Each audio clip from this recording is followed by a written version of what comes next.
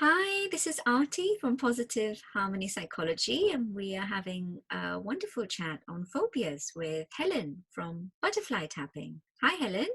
Hello. How are you doing today? Fine, thank you. How are you? Really good. Much better that we've finally decided to do this life-changing video. No, definitely. So yeah, I think we were discussing about what video to kind of do together, and we came upon phobias because it seems that it's one of the most effective ways to help people with their fears. What do you think? Mm. It is. It can sort of affect you in sort of so many areas of your life and stop you from doing things that you want to do. But, if it's in your way, then it's stopping you, then it's always good to look and see what you can do. No, definitely. I think one of the first videos we did together, we were thinking of doing it on phobias, but we ended up doing procrastination. So this is a nice way to restart our sessions as well. Mm. Yeah. Yeah. So, would you want to go first? Do a quick demo on a phobia that you've come across with your work? Yes, I've seen several of my clients for not procrastination. I've seen several of my clients for they are having a presentation or something that they're going to need to stand up and speak in front of people. They've perhaps had a worry that they're going to forget their words.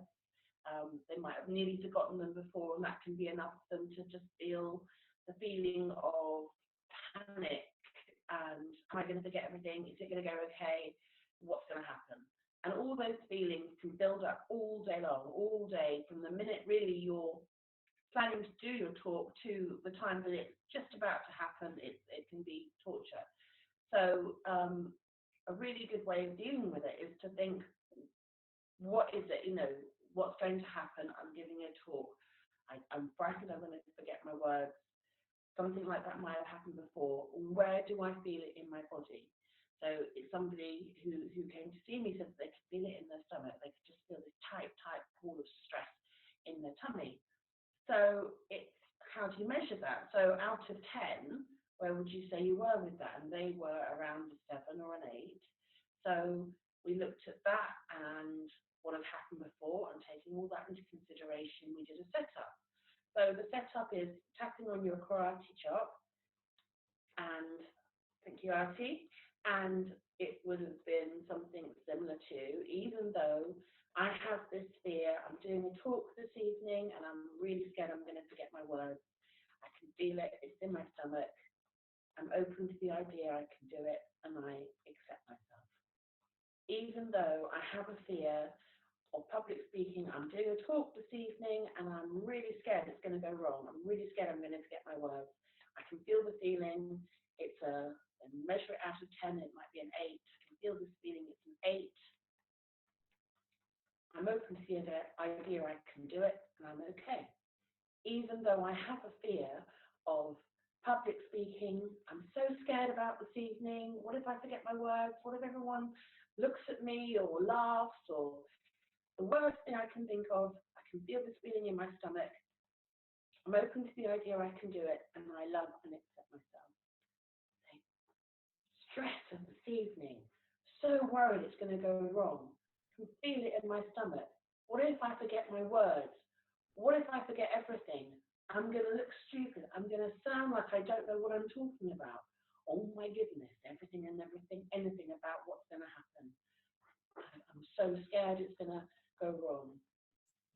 I'm open to the idea that I won't forget my words.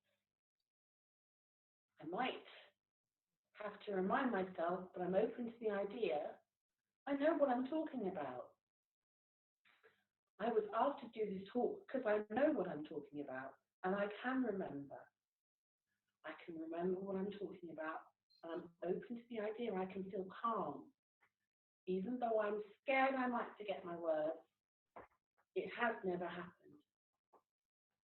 I'm open to the idea this can be very successful and I can feel empowered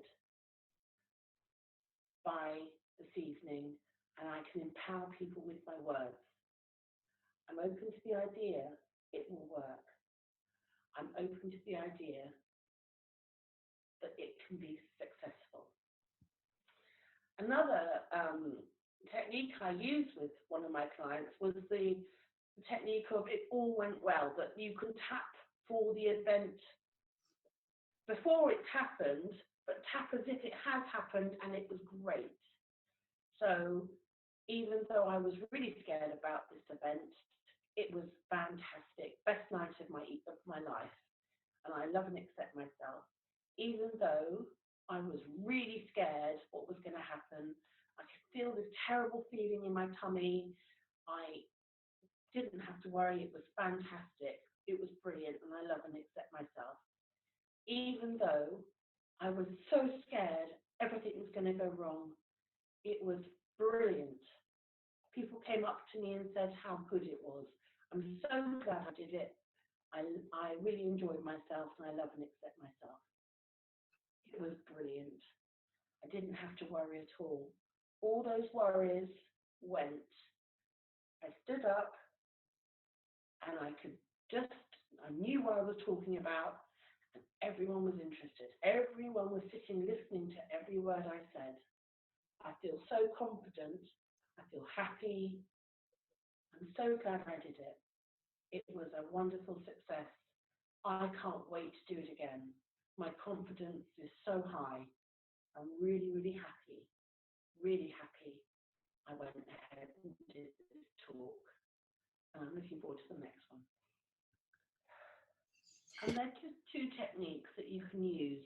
There's so much you can do if you're worried about doing something, but you always, if you're doing a talk and you know what you're talking about and you wouldn't have been asked to do it without, then you know you just have to feel the confidence, and of course you can do it.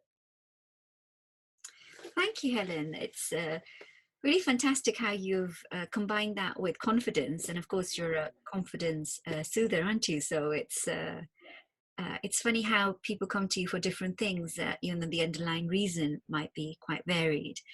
And you've linked it really well to your niche in a way, isn't it? Yeah, it's confidence. Is something that is. I think it's like the the sea. You have the times where your confidence is high and sometimes when it's low. But when it's low, there's always something you can do to see why it's low and to raise your confidence, to feel empowered and confident and happier about the situation you're in. No, thank you. That's very useful. I'm sure everybody will find that effective to use. And you've shared two lovely techniques. So I thought I'll do. Sorry, you were going to say something? And you're doing one on needles. Yes, yeah, I'm doing needles. I had a client that was asking about needles, so I thought I'll share this. So this particular client was just general fear of needles, but because I do women's health and I do fertility assisted conception, so I thought it'll be a good video to do together on this topic of phobias. Because sometimes, as you were saying, we don't have a choice, and we have to go with what's been asked from us. And if our end result is kind of guaranteed, or we're hoping to achieve something, we just have to take the plunge sometimes and go for whatever means we want to achieve our goal. So with needles, again, whether it's for a health reason, that we are having a blood test, or whether it's IVF with the hope that we are going to conceive, or kind of creating this fertile environment for conception to occur, it's still a scary thought, and there's a lot of trigger words that we may feel that create this anxiety within us, and it might be we might feel this in a certain part of our body. Either it's in our chest or in our solar plexus, or sometimes in the stomach as well, or in our head. So first of all, we need to tune into where we're feeling that fear.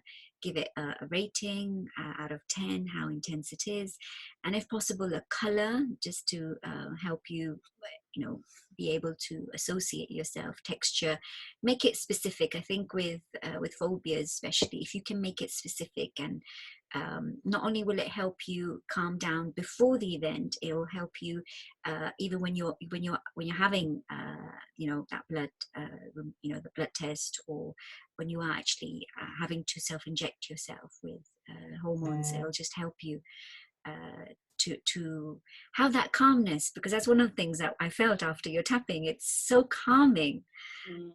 It's the association that we have with tapping as well. So let's just keep it nice, simple. We can just tap on the KC point. Even though I'm terrified of this needle, I choose to be okay with it. Even though I'm dreading that blood, I'm dreading that sharp pinch, I choose to be okay with it. I choose to love and accept myself. Even though I may not know what to expect. And it's not pain that I'm fearful of. It's just that sharpness, that scratch, that ouch. I choose to love and accept myself. This fear, the sharpness of the needle, I don't know why I'm so scared. Fear of seeing that blood. It makes me feel so uncomfortable. I feel overwhelmed. And I can feel that overwhelm in a particular part of my body. I think it's the overwhelm that's more painful than the actual prick. The anxiety is taking over my life.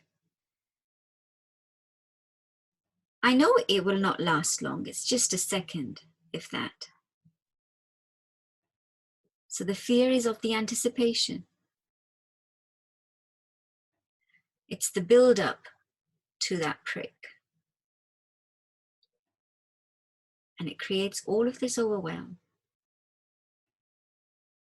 And I can feel it in my body. So maybe I can start accepting this. I'm choosing to be okay with it. I choose to allow myself to be okay with having this needle. So I'm letting go of this fear. And I'm allowing myself to be okay with it.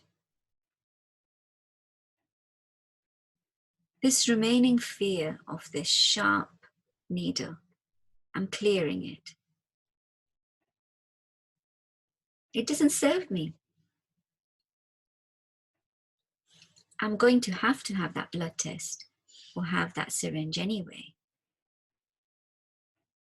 So I'm choosing to be calm before it.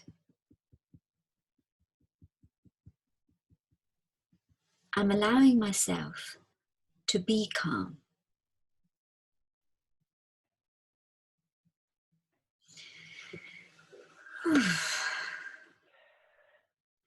That in itself is quite calming. Whatever fear we have, we could have just replaced that fear with anything else.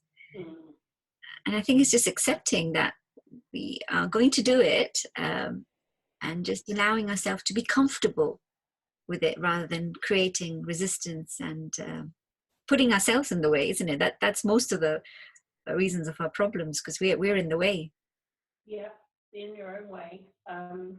I think also when I work with my clients, if they have a specific feeling, like if they have something they feel is just here, something stuck in their chest or their stomach, that's there, like a ball of stress or whatever it may be, that we replace it with something that they love, that that they would like there, something, not something that they don't want, something that they can be happy to have there, so that that can grow with them rather than be absorbed by something that they don't like, that um, is, you know, resentful and angry, just something which is on their side and not something that's working against them.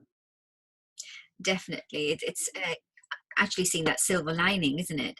To be focusing on the positive rather than on the Yes. negative, you know, on that, you know, as you were saying about public speaking, that fear of humiliation or, you know, people not liking what you say. And in my Yes. case, it's good health. It's having the prospect of being able to be fertile and have this baby. So it's focusing on the positive. But I think sometimes with EFT and therapy in general, we can go too quickly into the positive. So sometimes it's good to sit with that little bit of, you know, discomfort. And I was talking to a client yesterday, and you know, she's going through a divorce, and she just wanted to take away that sadness. Uh, However, sometimes we need to live with that sadness as well, or that discomfort, and still not be affected with it. So that's where you were saying you can focus on the positive, on that calm and peaceful kind of future that we're hoping to have, but not eliminating our distress as such, just learning to live with it in a way, being more comfortable with it. That's it. It's not see it in the same way, not let it affect you in the same way. You can only affect how you feel yourself and not how somebody else is projecting onto you. You can only put it how you feel, and that you have complete control over, because it's you. You can feel any way you like. Yeah. No. Well, thank you, Helen.